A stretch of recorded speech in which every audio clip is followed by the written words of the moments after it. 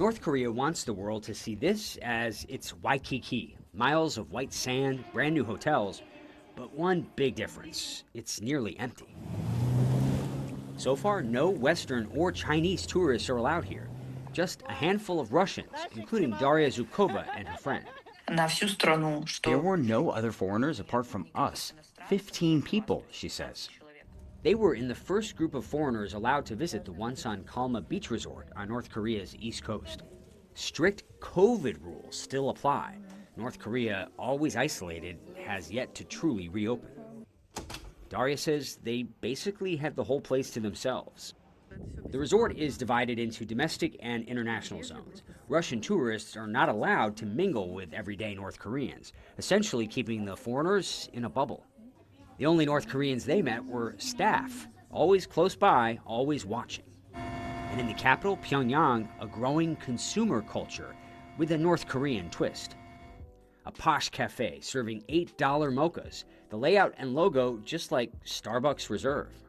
A furniture store staged almost like IKEA, with nearly identical products. It doesn't get more American than French fries and milkshakes.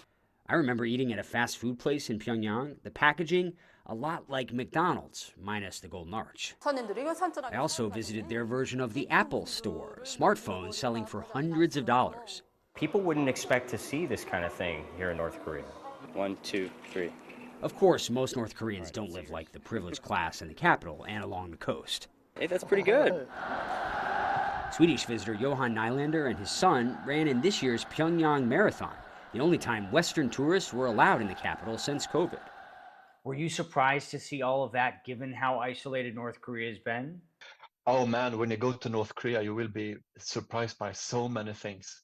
I was surprised by the amount of Western brands, that mobile phones are everywhere. He says these days, mobile payments with QR codes are standard in a nation cut off from international banking. North Korean leader Kim Jong wants his country to appear world-class, open for business. But for almost all outsiders, the doors remain bolted shut. Tourism is one of the few sectors in North Korea not targeted by UN sanctions. Observers say Kim sees it as a lifeline, a way to bring in foreign currency while polishing the country's international image. The Wonsan Kalma project in particular has been touted as a symbol of progress, even floated by some as a potential venue for future summits, perhaps even with the U.S. President Donald Trump.